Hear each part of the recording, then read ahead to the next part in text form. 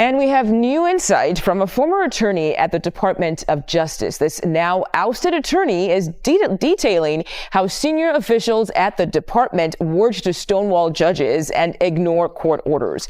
Let's get to CBS News Department of Justice reporter Jake Rosen.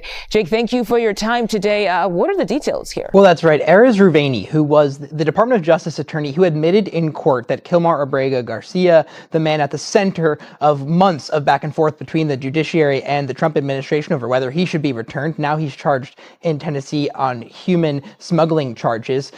He admitted in court that the government was wrong, that he should have never been removed from the United States, and that there was no evidence that the Justice Department had given to him to then present to the court to then argue this case.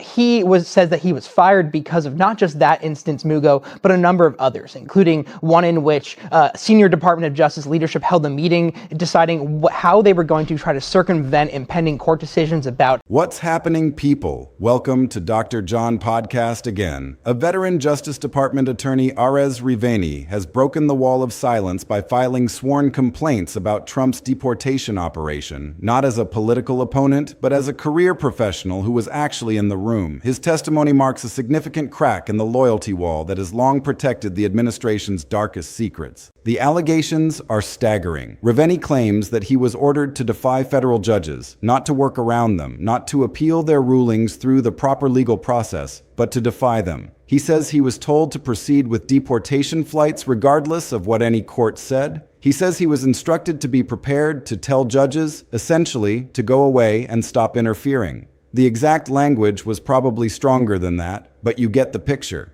This is not legal strategy. This is not aggressive lawyering. This is a senior government official inside the United States Department of Justice. Alien Enemies Act deportations. In addition to that, what they were going to do about a nationwide injunction in which a judge blocked the Trump administration from moving migrants to third-party countries without A, due process, and B, proper notice.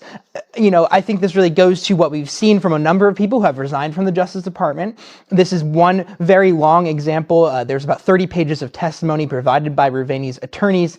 He was placed on administrative leave and then fired, and he has now officially come out as a whistleblower to raise concerns about what the Trump administration and the Justice Department have done to try to skirt months of courts blocking their immigration priorities. And Jake, a name that came up in this whistleblowers report is a top DOJ official, Emil Bove. And this is a notable name because Bove is now up for confirmation to be a federal appeals court judge. So what is this report alleging about him? That's right. As we're actually talking, Mugo, Bove is testifying in front of the Senate Judiciary Committee, which will consider whether to confirm him. It appears by all signs that we've seen so far that is very likely, given the Senate leans towards Republican control. Describing a plan to openly defy the federal judiciary. And one of the people in that room decided he was not going to be part of it. The timing of this whistleblower complaint could not be more explosive. It landed right in the middle of a confirmation hearing for a Trump appointee named Emil Bove, who was simultaneously being put forward for a lifetime federal judgeship, even as a former colleague, was describing his conduct in formal legal complaints to federal oversight bodies. Can you believe this? The same person who was allegedly giving orders to defy judges was sitting before the Senate seeking a lifetime position as a judge. That is the kind of irony that writes itself. And Democrats in the confirmation hearing immediately demanded investigations. The confirmation process was complicated. Both denied the allegations, calling them a mix of falsehoods and wild distortions. But denials delivered on social media do not erase sworn complaints delivered to Congress and official oversight bodies. They are in the record permanently. Now let's set the scene, because you need to understand what was happening around the time these alleged orders were given. We are in the middle of Trump's aggressive immigration enforcement push. Bove was a criminal attorney that represented President Trump in his criminal trial last year, and you'll have to remember that he is a staunch supporter of the president's immigration agenda as well. And while Attorney General Pam Bondi and others were being put in and confirmed into the Justice Department, Bove was the acting head of many departments. He apparently told not just Ruveni, this whistleblower that we just talked about, but a number of other Justice Department officials that the Department of Justice was going to have to find a way to an expletive that starts with an F, the courts, in terms of circumventing these orders to find ways to argue with what Rivani alleges is disinformation and false legal arguments. He is someone who, again, had a lot of power at the beginning of the Trump administration, specifically in January, February, and March, when things like the Alien Enemies Act deportations, which have been so controversial, were underway, in which people were deported without proper due process, in which a lot of these court cases were issued and these back and forth started. And he was the one, Rivani says, who really took the strongest stance as to how the Trump administration was going to attempt to circumvent these orders. The administration is using the Alien Enemies Act, a law from 1798 that was last used during World War II, to designate alleged members of a Venezuelan gang as enemy combatants and deport them to a maximum security prison in El Salvador. This is a brutal facility. Human rights organizations have documented conditions there that fall well outside what American courts would recognize as meeting basic due process and constitutional standards. The administration was moving fast and moving aggressively. Deportation flights were going out constantly, and federal judges at multiple levels of the court system were issuing orders raising serious legal questions about the process. Judges were asking hard questions about the evidence being used to identify who qualified as a gang member. They were questioning whether the administration had the legal authority it was claiming under the Alien Enemies Act in this specific context. And it is in that environment, with judges asking hard questions and the administration pushing to move people as quickly as possible before courts could intervene, that Rivani describes. Wow. So also on our radar is Kilmar Abrego Garcia. He will appear in court today. What are we expecting there? Well, that's right. This is the next step in months of back and forth between the Justice Department and Abrego Garcia.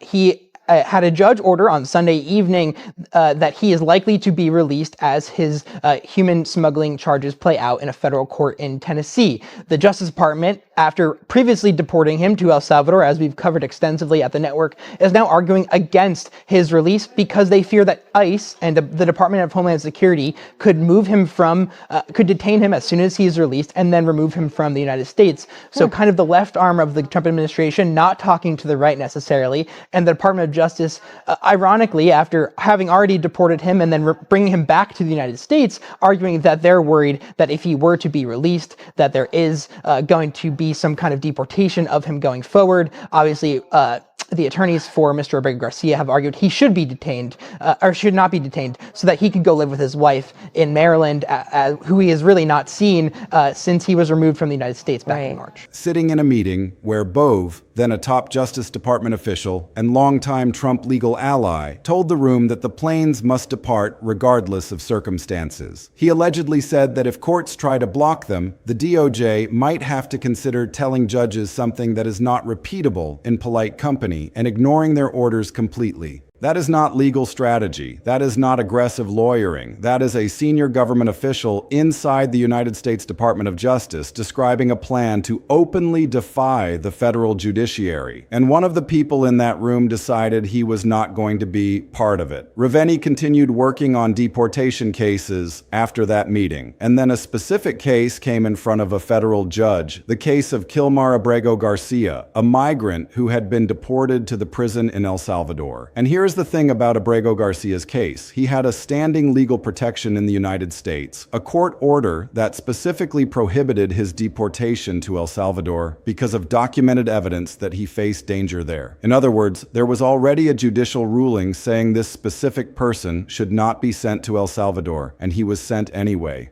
When Rivani appeared in federal court on this matter, he did what lawyers are trained to do and what lawyers are legally and ethically required to do as officers of the court. He told the truth. He admitted to the judge that the deportation had been wrongful. He did not cover it up. He did not try to spin it. He did not offer the court a legal argument designed to obscure what had actually happened. He told the judge the truth.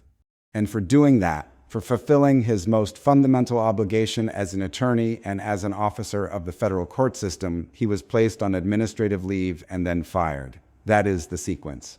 Tell the truth to a judge about a wrongful deportation that you did not order and did not control.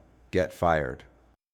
And then, because the firing apparently was not the end of the story in his mind, file formal sworn complaints documenting what you were told in those meetings, naming the people who gave the orders, and putting the whole account into the official record for Congress, the Office of Special Counsel, and DOJ watchdogs to review. That is courage.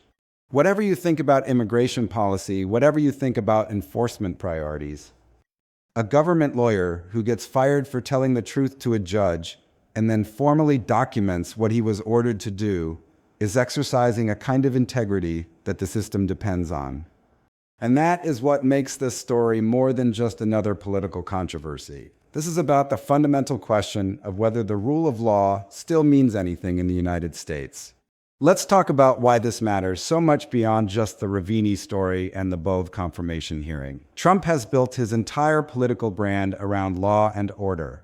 It is one of the central pillars of everything he campaigns on, everything he says in interviews, everything he posts about his immigration agenda. He is a law and order president. He is the one who believes in enforcing the rules. He is the one who says the previous administration let criminals run free while he will hold people accountable. And what this whistleblower complaint describes from inside his own Justice Department, from a career lawyer with no obvious political axe to grind, is a senior official directing attorneys to openly defy the federal judiciary in service of a mass deportation operation that in at least one documented case deported someone who had a specific court order protecting them from exactly that. Deportation. That is not law and order. That is the opposite of law and order. That is using the power of the federal government to move faster than the courts can intervene, and doing it deliberately, as a strategy, in a way that the people executing it knew was legally problematic. And the moment one person inside that operation decided to tell the truth instead of go along, the whole carefully constructed image of the administration as the champion of rule of law cracked open in a way that is very difficult to repair with a denial on social media or a press release from the Deputy Attorney General. Now let's get into the full picture because there are several layers to this story that deserve real attention. Each of them tells you something important about how the Trump administration has been operating on immigration and what the legal and political consequences of the whistleblower complaint are going to be. Let's start with Bove, because he is the central figure in Ravini's complaint, and understanding who he is explains a lot about how the culture being described in that complaint got established in the first place. Emil Bove is not a random bureaucrat or a career civil servant who stumbled into a position of authority. He is a person with a specific history and a specific relationship with Trump that goes back years. Bove served as one of Trump's personal criminal defense attorneys. He was part of the legal team representing Trump in multiple criminal cases. He is a Trump ally in the most direct and personal sense. Not just someone who shares the administration's policy preferences, but someone who has sat in the room with Trump as his lawyer, who has worked to protect Trump's personal legal interests, and who was then installed in a senior position at the Department of Justice. That trajectory matters. From personal defense attorney to senior DOJ official, it illustrates exactly the pattern that critics have been warning about for years. The Justice Department is supposed to be independent of the president's personal legal interests. The people running it are supposed to be serving the law and the Constitution, not the personal and political interests of the person who appointed them. But when you install your own personal lawyer into a senior DOJ position, the lines between those things get very blurry very fast. And Ravini's complaint is essentially a documented, formal account of what happens when those lines disappear entirely. When the person running a significant part of the DOJ's legal operation, someone whose entire professional identity is built around protecting Trump, and who is apparently willing to extend that protective instinct into orders that tell career government attorneys to ignore what federal judges are saying. This is not a hypothetical. This is not a worst-case scenario. This is actually happening. Now let's talk about the specific legal and constitutional dimensions of what Bove allegedly said in that meeting, because this is important and it needs to be stated clearly. In the United States, the judicial branch of government has the authority to issue orders that the executive branch is legally required to obey. That is not a partisan position. That is not a liberal or conservative interpretation of the Constitution. That is the basic architecture of the American system of government. Co-equal branches with checks on each other's power. When a federal judge issues an order in a deportation case saying that specific migrants cannot be removed until their legal rights have been properly evaluated, that order has the force of law. The executive branch, including the Justice Department, including the Department of Homeland Security, including the officials ordering deportation flights, is required to comply with it. And if the executive branch believes the judge is wrong, the proper remedy is to appeal through the legal system, to go to a higher court and argue your case, not to ignore the order and proceed anyway. What Reveni describes is not an aggressive legal strategy or a creative interpretation of executive authority. What he describes, if accurate, is a senior DOJ official expressing a willingness to have the executive branch of the government of the United States tell the judicial branch of that same government to go to hell and proceed with mass deportations regardless of what any court said. That is a constitutional crisis framed as a logistics meeting. And the fact that it was described so casually in a room full of government attorneys who are themselves officers of the court is what Reveni called like a bomb going off. Because for career lawyers who have spent their professional lives operating inside the legal system's rules, hearing that framing from a supervisor is not just alarming, it is disqualifying. It is the kind of thing that makes you write a complaint. Here's the specific case that brought everything into the open. The Kilmar Abrego Garcia situation is the concrete documented example that makes this more than just competing accounts of what was said in a private meeting. Abrego Garcia was a migrant with a specific legal protection, a withholding of removal order that a court had already granted him because of documented evidence that he faced danger if returned to El Salvador. That protection was in the legal record, it was not a contested claim, it was an existing court ruling, and he was deported to the maximum security prison in El Salvador anyway. When this came before a federal judge, and Reveni was the DOJ attorney handling the matter, he told the court the truth. This person had a legal protection, he should not have been removed without proper process, and he was removed anyway. That admission was not a legal maneuver or a strategic choice. It was the basic fundamental obligation of an officer of the court. You do not lie to a judge. You do not conceal material facts in a legal proceeding. You tell the truth. And for telling the truth, for doing the job that lawyers are required by law and ethics to do, Reveni was placed on administrative leave within days and eventually fired.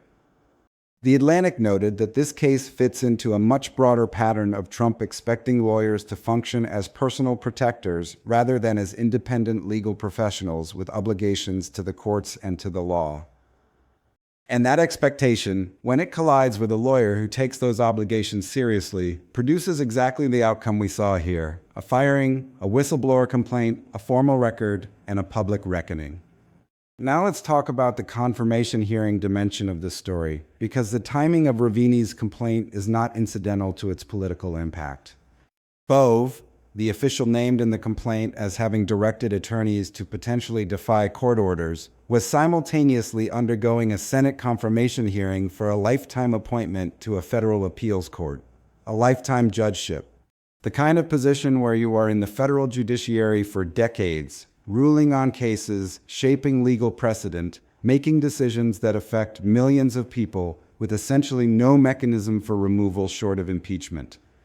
And into that confirmation process walked Reveni's sworn complaint, documenting Bove's alleged conduct in specific detail, forcing senators evaluating his fitness for a lifetime position on the federal bench to grapple directly with the question of whether someone who reportedly told government lawyers they might have to defy judges should themselves be given a lifetime position as a judge. Democrats demanded investigations. The confirmation process was complicated. Bove denied the allegations, calling them a mix of falsehoods and wild distortions.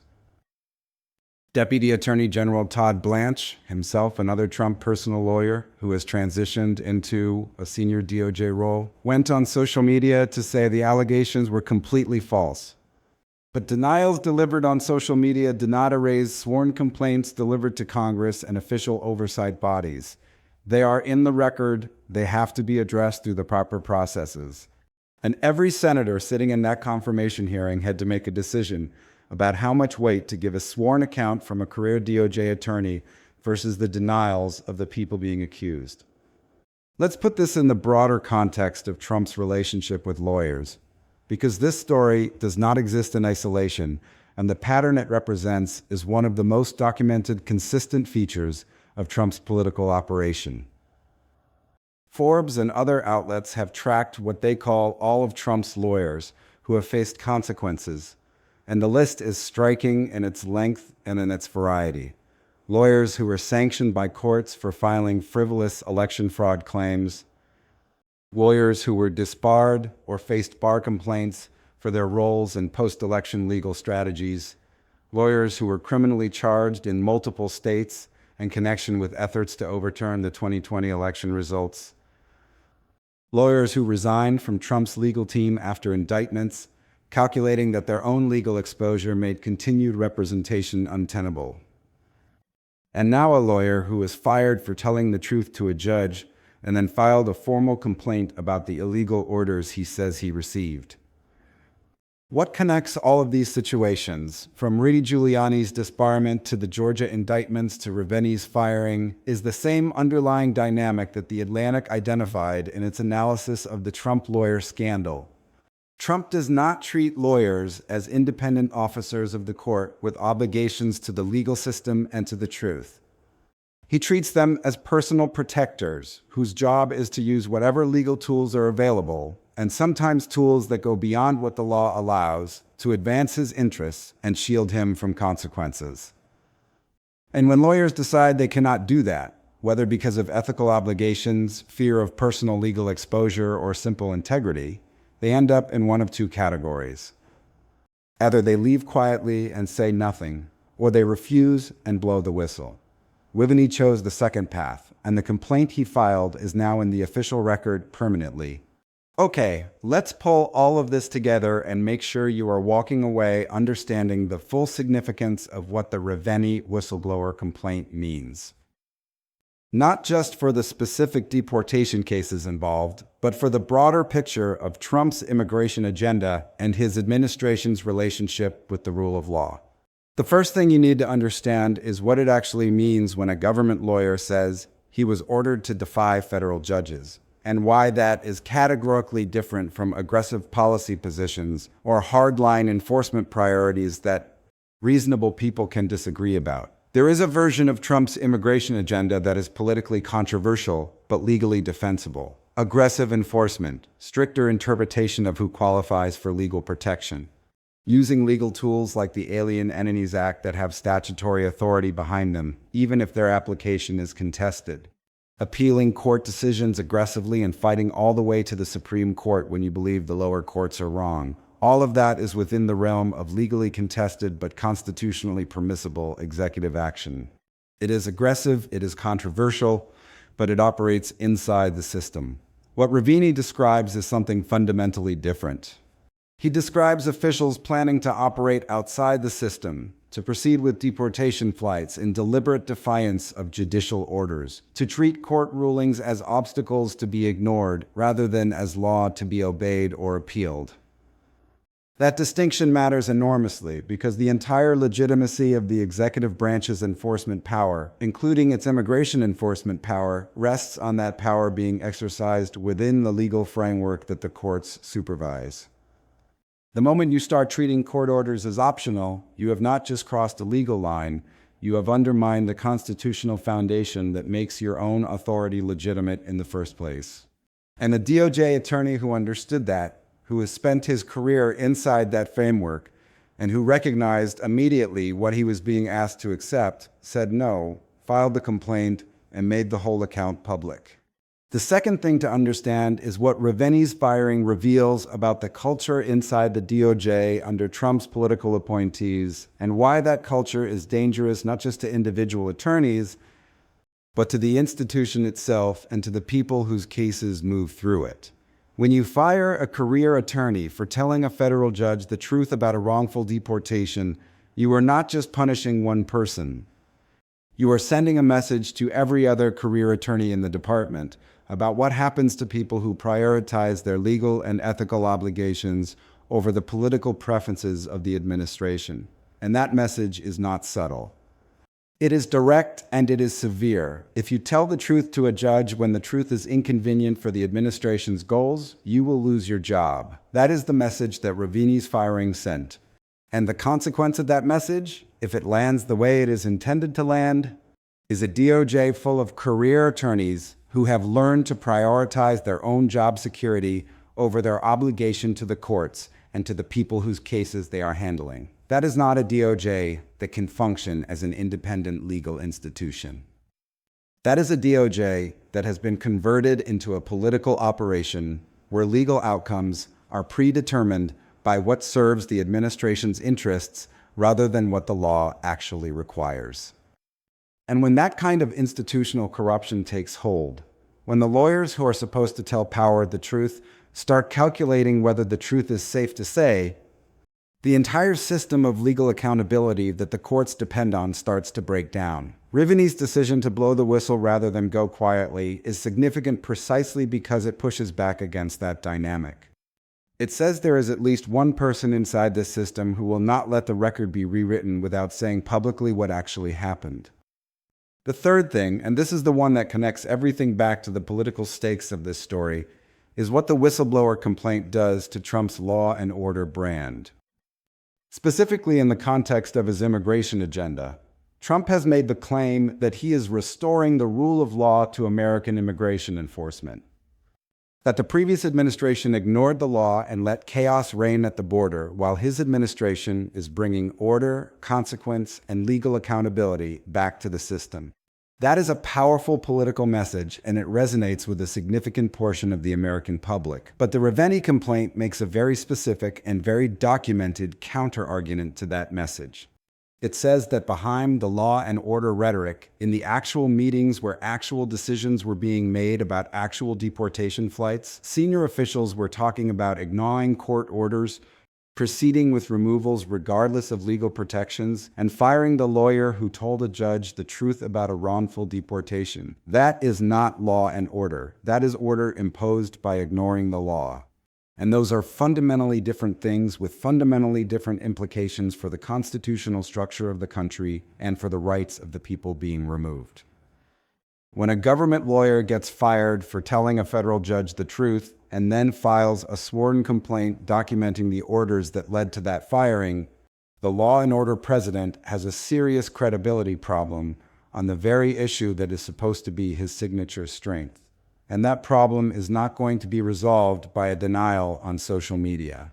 It is going to be resolved or not resolved in the oversight processes, in the confirmation hearings, and in the courts that are still, despite everything, doing their jobs. And the record Ravini put into those processes is not going anywhere. The implications for the broader immigration agenda are enormous. If the administration is systematically defying court orders and firing attorneys who tell the truth about it, then the entire deportation operation is built on a foundation of legal violations. Every deportation that occurs in defiance of a court order is potentially a constitutional violation. Every migrant who is removed without proper process is potentially a victim of a breakdown in the rule of law. And the whistleblower complaint provides documented evidence that this is not just a theoretical concern, it is actually happening. The case of Kilmar Abrego Garcia is proof that the system is failing people who have legal rights and that the administration is willing to ignore those rights to achieve its policy goals. The political fallout is going to be significant. Democrats are going to use this in their messaging. They are going to say Trump is not a law and order president. They are going to say he is a lawbreaker who is using the Justice Department to cover up his violations. They are going to say his immigration agenda is not about enforcing the law, but about ignoring it whenever it is inconvenient. And that messaging is going to resonate because it is based on documented facts. It is not just political attacks. It is a sworn complaint from a career DOJ attorney. The confirmation hearing for Bove is going to be a major battleground. Senators are going to have to decide whether someone who allegedly told government lawyers to defy judges deserves a lifetime appointment to the federal bench. And that decision is going to shape the federal judiciary for decades to come. This is the moment where Trump's immigration agenda faces its most serious legal and political challenge. The wall of silence has cracked open, and a career lawyer has stepped forward to say what happened behind closed doors. The administration can deny, deflect, and attack the messenger, but the complaint is in the official record, the evidence is documented, and the courts and Congress are going to have to address it. The future of the rule of law in America depends on how they respond.